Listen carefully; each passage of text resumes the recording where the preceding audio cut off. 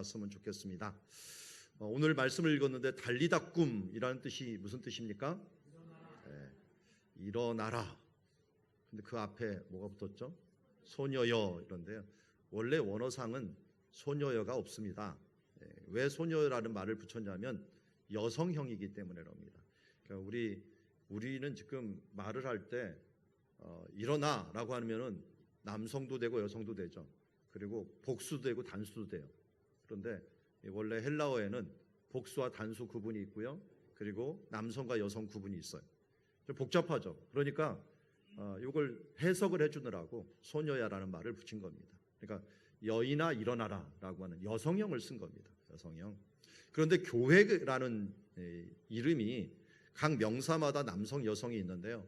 교회라는 것이 여성으로 돼 있어요. 에클레시아 그래갖고 여성형으로 돼 있습니다. 그래서 교회여 일어나라 할 때는 여성형을 써야 돼요. 여성형을. 그렇기 때문에 달리다 쿰이라는 말은 교회여 일어나라 할 때도 쓸 수 있는 동일한 말입니다. 그래서 오늘 우리가 달리다 쿰이라는 말을 소녀여 일어나라는 말도 우리가 받을 수 있지만 우리 교회여 일어나라라는 말로 우리가 받으면서 우리가 일어나 하나님의 일들을 위해서 또한 살아나는 역사, 부흥의 역사가 있어지는 2020년이 되기를 주의 이름으로 축원합니다. 오늘 말씀의 배경을 보면 그렇습니다. 예수께서 배를 타시고 다시 맞은편으로 가시니 다시 맞은편으로 갔다면 출발했던 장소가 있겠죠. 그 장소가 가버나움이었습니다. 가버나움에서 데가볼리 지경, 거라사인의 땅이라고 알려져 있는 데가볼리 지경으로 가셨습니다. 거기에서 무슨 일이 있었나요? 가는 길에 먼저 배를 타고 가실 때 풍랑을 잠잠케 하는 일들이 있었고, 그리고 거기 갔더니 군대 귀신 들린 사람이 있었습니다. 그 군대 귀신 사람을 고쳤죠. 그 군대 귀신 들렸던 그 많은 귀신, 5,000마리도 넘는 귀신들이 어디로 들어가 버렸습니까? 다 그림을 딱 보니까 어디로 들어갔어요? 돼지가 좀 불쌍하지만 돼지에게로 들어갔습니다. 돼지에게로 들어간 돼지가 귀신을 감당할 수 없어 갖고 자기도 모르게 이 물로 뛰어들어가고 죽는 모습을 보게 됩니다. 그런데 이때 한 사람이 일단 군대 귀신 들렸던 자가 고침을 받았잖아요. 그러면 기쁜 겁니까? 슬픈 겁니까? 특별히 이 사람은 그 길가에 서 갖고 사람들을 괴롭히고 힘들게 했던 귀신 들린 자였거든요. 그러니까 얼마나 기쁜 일입니까? 그런데 사람들은 예수님 제발 우리 동네에 들어오지 마십시오 라고 길을 막았습니다. 왜 그랬을까요? 이 귀신 들린 한 사람을 고치느라고 2,000마리 돼지떼가 죽어버렸습니다. 그런데 자기 옆집에 아직도 귀신 들린 사람이 있어요. 그러면 그 사람 고치면 어떻게 돼요? 자기 재산들이 엄청나게 손해를 볼까 봐 사람들은 예수님을 제발 안 왔으면 좋겠다. 여러분, 한 사람이 생명이 구원을 받는 것들 기쁘십니까? 안 기쁩니까? 당연히 기쁜 것이죠. 소중합니까? 안 소중합니까? 소중하죠. 그런데 그 사람 구원하려고 내 전 재산을 쓰면 어떻게 될까요? 아깝습니까? 내가 죽으려고 하는데 내 전 재산을 쓰면은 내가 산다고 합니다. 쓸까요? 안 쓸까요? 이게 바로 내 이웃을 내 몸과 같이 사랑한다는 것입니다. 한 사람에게 구원하는 일들을 내 몸과 같이 사랑한다면 그 사람이 사망과 영원히 죽을 수밖에 없는 것을 구원을 받는다면 무엇인들 우리가 못 내놓겠습니까? 무엇이든지 우리가 사랑하고 헌신하지 못하겠습니까? 그런데 세상은 그렇지 못하다고 말하고 있습니다. 그래서 예수님이 거절을 당했습니다. 그 마을에 들어가는 걸 거절을 당하고 그래서 오늘 5장 21절에 배를 타고 다시 맞은편으로 오게 되었습니다. 이 데가볼리는 이방인의 지역이었습니다. 그걸 무엇을 보면 아냐면 돼지를 키우는 것을 보면 알게 됩니다. 유대인들은 돼지고기를 안 먹기 때문에 돼지를 키우지 않습니다. 이방인의 지역에 가서 복음을 전하려고 했는데 거절을 받은 겁니다. 그래서 어떻게 합니까? 다시 가버나움으로 배를 타고 옵니다. 자, 이렇게 배를 타고 도착을 했습니다. 도착했을 때부터 일어난 이야기가 바로 오늘 21절부터 있는 말씀입니다. 다시 맞은편으로 오시니 큰 무리가 예수님께로 모이거늘 이에 바닷가에 계시더니 회당장 중에 하나인 야이로라는 이가 예수를 보고 발 앞에 엎드렸습니다. 회당장이라면 그 마을에서 최고 높은 위치에 있는 사람입니다. 그런데 그 사람이 왜 예수님 발 앞에서 이 얼굴을 땅에 대고 그 먼지 풀풀 나는 땅에다가 엎드렸을까요? 23절에 왜 그렇다고 말하고 있습니까? 내 어린 딸이 죽게 되었사오니 오셔서 그 위에 어떻게든지 손을 얹어 갖고 살게 해주시옵소서. 동일합니다. 방금 전에는 한 군대 귀신 들린 자가 고침을 받았다면 그 부모가 있었다면 어서 오십시오라고 대접을 했을 겁니다. 오늘 또 예수님이 도착했더니 한 아이가 지금 죽기 직전에 있습니다. 그 부모는 그 체면이 중요하지 않았습니다. 그 마을에서 최고 높은 사람이 무명의 한 젊은 사람에게 가서 절한다는 거 쉽지 않았습니다. 그러나 그는 간절하게 어떻게든지 구원을 해 주십시오라고 하면서 절하는 모습을 보게 됩니다.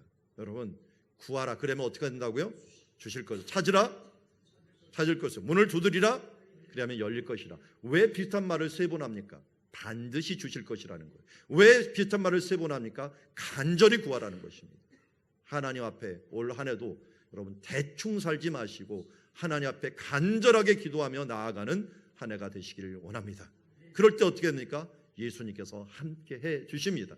그래서 그와 함께 가 주시고 그 많은 사람들이 그와 함께 따라가는 모습을 보게 됩니다.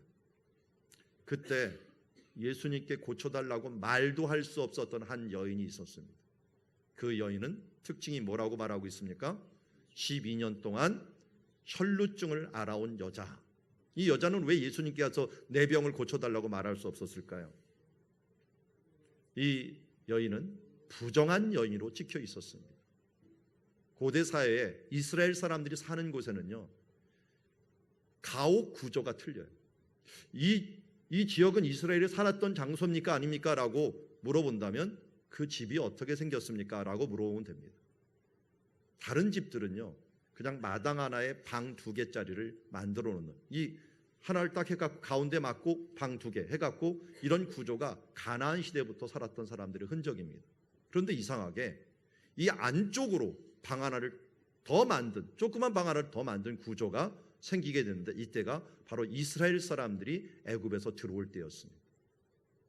왜 방 하나를 또 만들었는가 봤더니 이것이 정결방이라고 알려져요. 사람이 생리를 하거나 시체를 만졌거나 더러운 일들을 당했으면은 정결한 방에 들어가서 하루 동안 나오지 않고 다른 사람들과 격리돼서 사는 방을 만들어 주었습니다. 그만큼 정결 예식을 그들은 중요시 여겼고, 지금도 이스라엘 사람들이 이 사람이 종교인인가 아닌가 하는 걸 보면은 정결 예식을 보면 알게 됩니다. 먹는 것들에 대한 정결함, 사는 것에 대한 정결함을 너무나도 중요시 여깁니다. 그래서 이것을 안 하는 사람을 참 심지어 정죄하기까지도 합니다. 근데 이 여인을 한번 생각해 보십시오. 12년 동안 피를 계속 흘린다라고 하는 것은 피를 한 번만 흘려도 7일 동안 부정합니다. 12년 동안 뭔가 알지 못하는 이 하열이 계속되었다 생각하면은 이 여인은 모든 사람들에게 접근 금지 명령이 당한 여인이에요. 밖으로도 나오지 못할 여인이에요. 그런 여인이 예수님 앞에 나와서 말할 수도 없었습니다. 그런 여인이 할 수 있었던 일은 몰래 가서 뭔가 하는 것뿐이었습니다.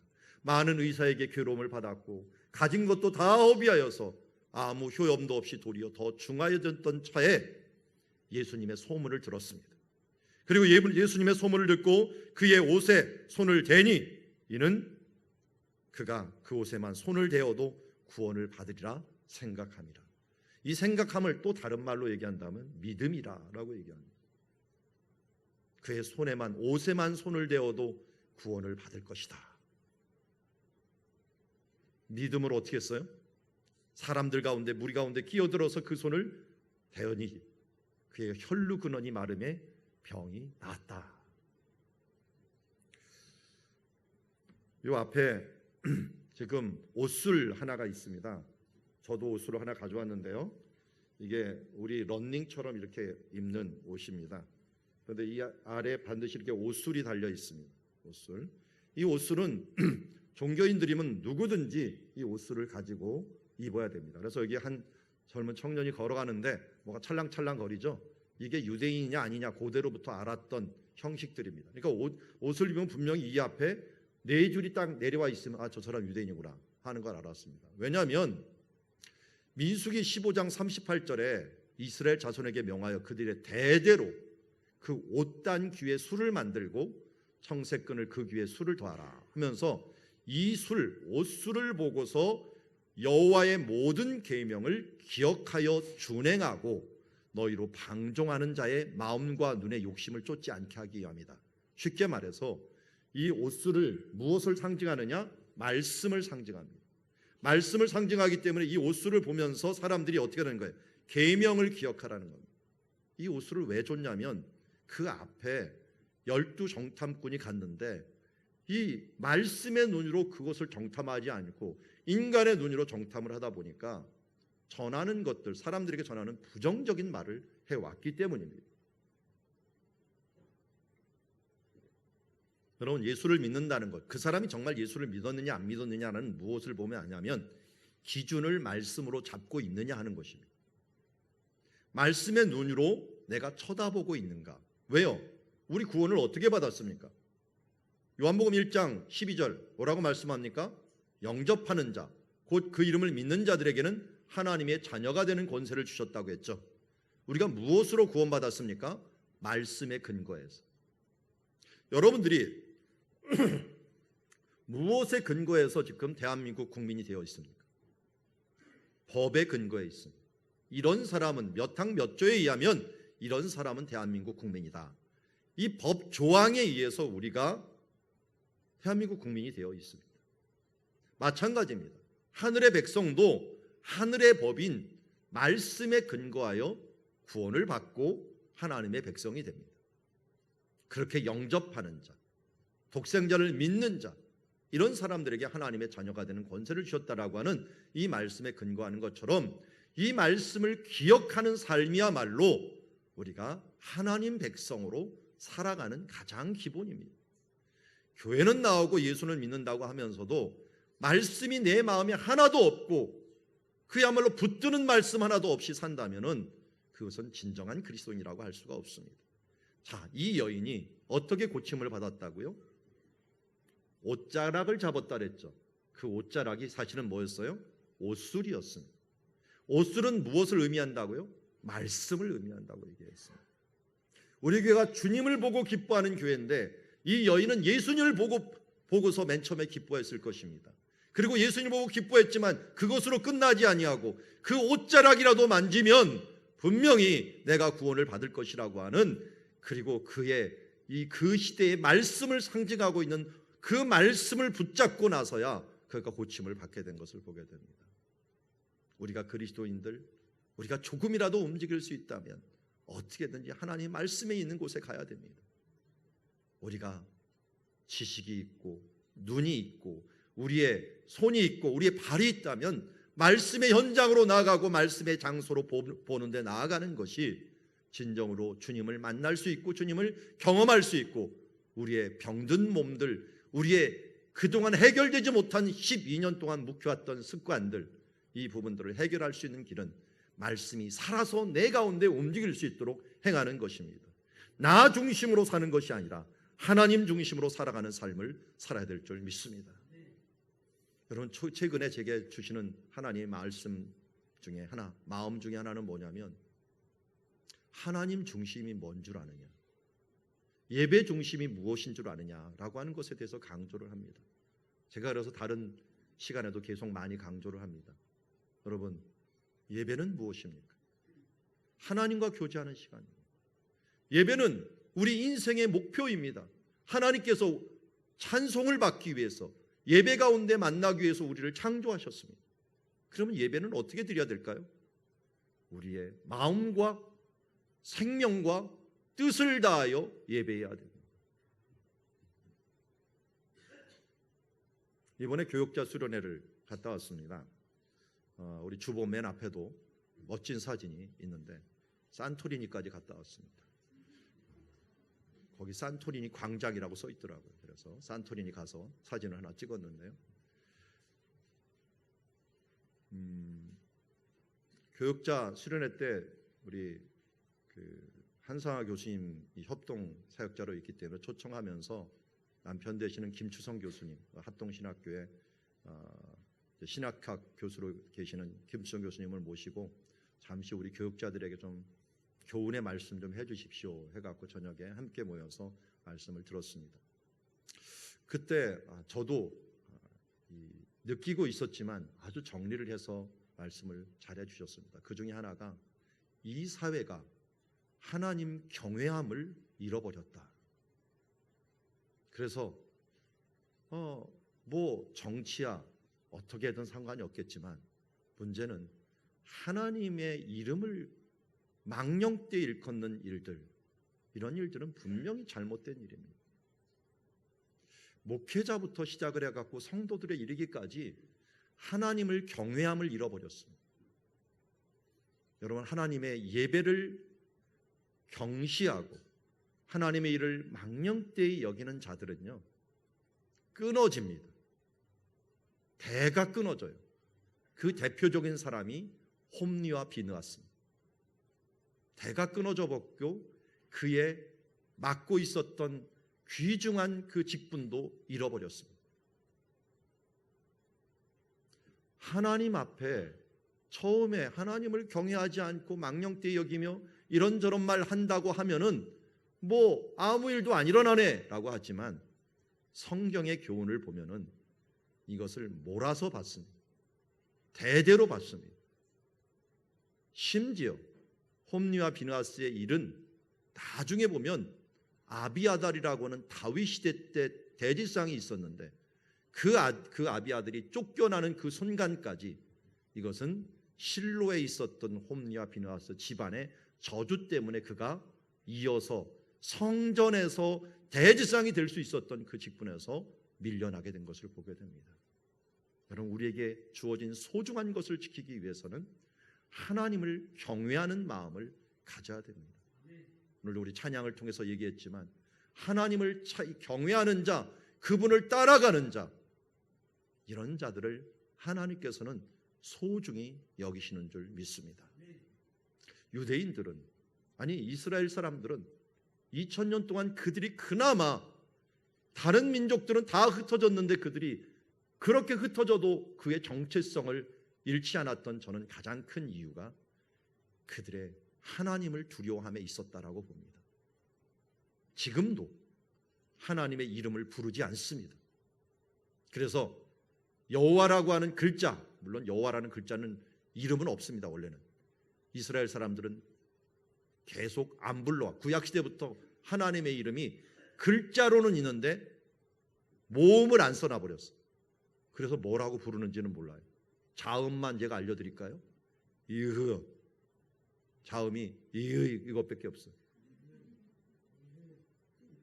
영어로 보면 Y, W, 이 Y, W, Y, W, H 이렇게 해야 되고 다 흐 이것밖에 없어요. 그래갖고 이흐 그래갖고 이걸 어떻게 불러야 되는지 몰라갖고 이게 서구에 와갖고 여호와라는 이름으로 불렀지만 원래는 그런 이름은 아닙니다. 몰라요. 왜 그럴까요? 그 이름이 나오면 아주 경외하는 마음으로 그분을 주님이라고만, 그래서 영어 성경에는 로드라고 대문자로 써놓은 걸 봅니다. 아도나이라고 주님이라고 불렀고, 이 주님이라는 말이 너무 흔해지니까 사람들이 또 경외심이 없어졌어요. 그래서 이걸 바꿉니다. 야훼라고 부르는 이름이 하셴, 그 이름이라는 이름으로 바꾸게 됩니다. 지금도 마찬가지입니다. 지금도 주님이라고 부르거나 그 이름이라는 말로 부릅니다. 그래서 인사할 때 이렇게 하나님께 축복할 때 이렇게 얘기합니다. 이 바룩 아도나이, 바룩은 축복합니다. 아도나이, 주님의 이름으로. 원래 주님이 아니라 여호와의 약자인 의가 들어가는 겁니다. 그걸 갖다가 말을 할 수가 없으니까 주님의 이름으로 축복합니다라고 합니다. 그런데 지금은 그렇게 인사를 안 해요. 어떻게 인사는? 바룩 하셈, 그 이름으로 축복합니다. 하나님의 이름을 어떻게든지 경외하려고 하는 거예요. 그런데 영국 문화, 영미 문화로 들어가면서 욕을 할 때 예수 그리스도의 이름을 써버리고 이 오마이 갓 하면서 하나님의 이름을 갖다가 마음대로 써버리는 이런 문화가 되면서 하나님을 대적하는 문화로 지금 가고 있는 모습을 보게 됩니다. 우리가 이런 사회에서 정말 말씀을 소중히 여기고 하나님의 말씀을 경외함으로 붙드는 사람들, 이런 사람들에게 하나님께서 끝까지 축복하시고 또한 일으킴의 역사가 있어지는 줄 믿습니다. 자, 예수님께서 그래서 물어봅니다. 누가 내 옷에 손을 대었느냐? 예수님께서는 자기 능력을 나가시면 알 수가 있었어요. 저도 압니다. 저도 기도하다 보면 어떤 기도하는 사람들에게는 하나님의 능력이 막 빨려간다, 내가 통로로 사용된다는 걸 알 정도. 예수님은 더 잘 알 수 있겠죠. 그러자 사람들은 누가 그런 걸 알 수 있습니까? 라고 했더니 이 여자가 자진해서 내가 그렇습니다 라고 하면서 말을 하자 예수님께서 뭐라고 합니까? 그를 나무라는 것이 아니라 따라 내 믿음이 너를 구원하였으니 평안히 가라. 내 병에서 놓여 건강할지어다. 여러분, 주님의 말씀을 붙드는 자에게 이 예수 그리스도의 선포가 지금도 유용한 줄 믿습니다. 오늘 주님의 말씀 붙들고 살겠습니다 라고 선언하는 동시에 따라 내 믿음이 너를 구원하였으니 평안히 가라. 내 병에서 놓여 건강할지어다. 오늘도 이 역사가 여러분들 삶 가운데 있어지기를 원합니다. 이제 예수님께서 회당장의 집으로 다시 가려고 하는데 사람들이 와서 말합니다. 딸이 죽었습니다. 어째 선생을 더 괴롭게 합니까? 예수님께서 그런데 이렇게 얘기합니다. 두려워하지 말고 믿기만 해라. 두려워하지 말고 믿기만 하라 하면서 믿음을 강조합니다. 그리고 나서 행동을 보십시오. 37절에 보니까 베드로와 야고보와 요한 외에는 아무도 따라오지 못하게 합니다. 왜 따라오지 못하게 할까요? 베드로와 야고보, 요한 외에는 왜 따라오지 못하게 할까요?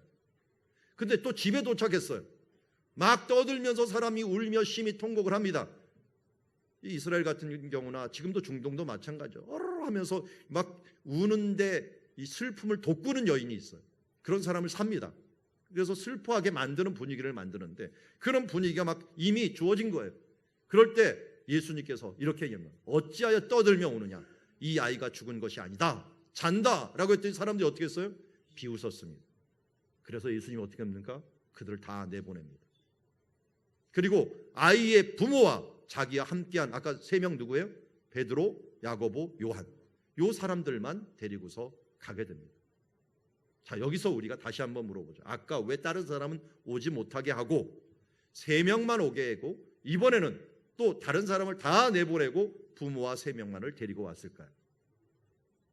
잘 보면 앞뒤에 우리의 문맥을 보면 두려워 말고 믿기만 하라 라고 얘기합니다. 믿음의 사람들만 모아둔 겁니다. 부모는 당연히 살 것에 대한 간절한 소망이 있었기에 왔고요. 베드로와 야고보와 요한은 예수님이 무엇이든지 할 수 있다는 믿음을 가졌기에 그와 함께 한 것을 보게 됩니다.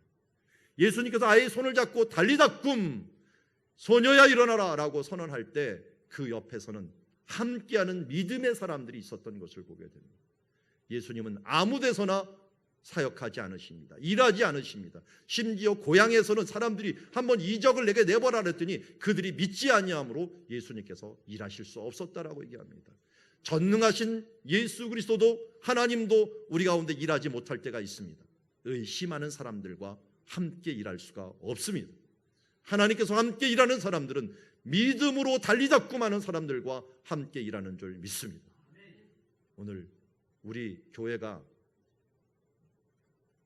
올 한 해 주신 말씀 중에 하나가 세배의 붕입니다. 세배의 붕을 들을 때마다 사람들이 약간 웃는, 여기 보니까 비웃더라라고 하는 비슷한 웃음들이 자꾸만 비칠 때가 봅니다. 어제도 예산을 짤 때도 장로님들이 세배로 하겠다고 했으니까 하면서 비웃듯이 좀 얘기하는 듯이 자꾸만 내 마음을 좀 찔리게 만들어요. 근데 저도 좀 그래요. 그 마음을 주시기는데 웬 세배라고 하면서 제 마음에도 불현듯 오는데 주셨으니까 붙잡는 것뿐이다 하면서 제가 붙잡고 나갑니다. 이거 저를 걱정하시는 많은 분들이 있을 거예요. 목사님 그러다가 연말이 돼서 세배가 안 되면 어떻게 하려고 세배의 붕을 자꾸만 얘기하시나요? 이거 연막작전을 뭔가 써야 되는 거 아닙니까? 라고 하는데 저는 주시는 말씀대로 붙잡고 갑니다. 그 세배의 붕이 어떤 식으로 일어날지 모르지만 마음을 주셨으니 믿음을 가지고 기도할 뿐입니다. 그 실패가 된다면 제 믿음이 부족한 것이겠죠. 하나님께서는 오늘 우리에게 믿음의 사람과 함께 일하기를 원하고 계십니다. 여러분들 믿음으로 함께 하면서 믿음으로 달리다꿈하면서 일어나기를 원합니다. 그런 사람들과 함께 일하시면서 예수님은 죽은 자까지 일으켜 주시는 믿음의 달리다꿈의 역사가 일어나는 줄 믿습니다. 오늘도 우리의 삶들 가운데 포기하고 그동안 매너리즘에 빠져고 이거는 안 돼라고 생각했던 모든 것들 이제 예수 그리스도의 이름으로 믿음으로 달리다꿈 선언하면서 나아가는 우리 교회여 일어나라, 우리 가정이여 일어나라, 우리 자녀여 일어나라 하며 선언하며 나아가는 주의 자녀들이 되기를 원합니다. 여러분, 사람들이 크게 놀랐습니다. 어찌할 줄을 몰랐습니다. 그런데 예수님께서는 갑자기 사람들을 보면서 이것을 아무것도 사람에게 알리지 말라 하고 경계하고 다만 이것을 말합니다. 소녀에게 어떻게 하라고요? 먹을 것을 주라. 우리 장로님은 맨날 오셔갖고 노 장로님은 아이들한테 먹을 것을 주는데 여기서는 그 먹을 것이 아닌 우리가 무엇까지도 생각을 해야 되겠습니까? 실제로 아이가 지금 막 걸어다녀. 그런데 이 아이가 스스로 먹을 수 있는 힘이 없고 또 스스로 먹을 것을 챙겨줄 수 없기에 누군가가 먹을 것을 주라고 얘기합니다. 한마디로 사랑으로 먹이라는 거예요. 이 장소가 지금 어디예요? 가버나움이죠. 이 가버나움 해변가에서 예수님께서는 또 먹이라고 한번 얘기한 적이 있습니다. 요한복음 21장 15절에 베드로를 보고 베드로야 내가 나를 사랑하느냐? 다른 어떤 사람보다 어떤 것보다 나를 더 사랑하느냐라고 물으신 뒤에 예 그렇습니다라고 말할 때 예수님께서 뭐라고 했습니까? 내 어린 양을 먹이라. 내 양을 치라 내 어린 양을 먹이라라고 말씀해 주셨습니다. 베드로는 얼마 있다가 성령을 받고 성전에 미문이라는 곳에 가 있었습니다. 어떤 사람이 좀 먹을 것을 주십시오. 내게 은과 금이라도 뭔가 적선을 하십시오라고 얘기할 때 그를 향하여 그에게 진정으로 필요한 것이 진정으로 먹여야 될 것이 줘야 될 것이 무엇인지를 알았습니다.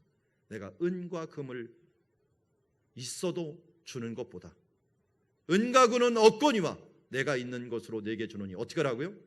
나사렛 예수 그리스도 이름으로 일어나 걸으라 라고 선언했습니다. 우리가 줘야 되는 것은 무엇입니까? 예수 그리스도시요 하나님의 말씀이요 우리의 사랑으로 사람들을 키우고 세우는 것입니다. 사람을 살리는 것, 달리다 꿈은 예수님이 하셨을지 모르지만 우리가 함께 키워낸 것들은 우리가 함께 해야 될 일들입니다. 힘들고 연약한 사람들 서로 돌보며 함께 나아가는 일들, 이 일들을 우리가 사랑으로 먹이는 일들. 예수님께서는 베드로를 사람 낚는 어부가 되라고 하는 것을 먼저 불렀지만 두 번째 부를 때는 내 어린 양을 먹이라라는 것으로 불렀습니다. 우리가 살리는 것도 중요하지만 키우는 것이 얼마나 어렵다는 것을 자녀를 키워본 분들은 잘 알 것입니다. 그런데 참으로 교훈이 되는 것은요, 키우다 보면 나도 성장을 합니다. 내 모습에 모난 점들을 다시 한번 발견하면서 진정한 사춘기를 맞이하고 또 믿음의 사춘기를 겪고 나면서 하나님의 자녀로 나아갈 수가 있는 줄 믿습니다. 우리 교회 표어가 뭡니까? 주를 보고 기뻐하는 교회. 오늘 말씀을 그와 똑같습니다. 말씀을 붙잡아야 됩니다. 말씀 보며 기뻐하는 교회, 믿음으로 달리다 꿈하면서 기도하며 믿음의 기도로 나아가는 기도하며 기뻐하는 교회, 또한 사랑으로 먹이면서 사랑으로 행하면서 기뻐하는 교회가 되기를 원합니다. 그래서 말씀 보며 기뻐하는 교회가 되기 위해서 우리 새해 초부터 모세오경 같이 읽기를 시작했고 또 신년 3월부터는 우리 모든 교육자들이 하나씩 맡아갖고 말씀 교육을 시작하게 되었습니다. 그리고 기도하는 일들, 달리다 꿈 믿음의 기도가 필요하고 새벽 기도, 금요 기도회, 또 토요 기도회까지도 만들어서 우리가 함께 기도하려고 합니다. 사랑하며 기뻐하는 교회, 섬김의 사역, 가정의 사역 우리가 잘 감당함으로 주를 보고 기뻐하는 교회가 되기를 원합니다. 새해 주신 말씀이 바로 이것이었습니다. 왜 세배라고 자꾸만 얘기하느냐? 우리가 내년에는 안식년입니다. 우리 교회 안식년을 맞게 됩니다. 그럴 때 6째 해에 내가 복을 너에게 주어 그 소출이 3년 동안 쓰게 하리라. 어느 교회 보니까 안식년 때는 자기 교회 나오지 말고 다른 교회 나가라 하면서 다 흩어버리더라고요. 대단한 교회더라고요. 저는 그것까지는 못해요. 그렇지만 우리가 하나님 앞에 안식년 때 우리의 삶을 돌아보는 그런 시간을 가지기 전에 하나님께서 주님 3년 동안 쓰기에 충만한 것을 주겠다 하니까 3배를 주십시오. 먼저 3배의 은혜와 또 3배의 열심을 주셔서 하나님 앞에서 이 하나님의 나라를 부흥케 하는데 올 한 해가 쓰임받게 하옵소서. 우리가 기도하며 나가야 될 줄 믿습니다. 기도하겠습니다.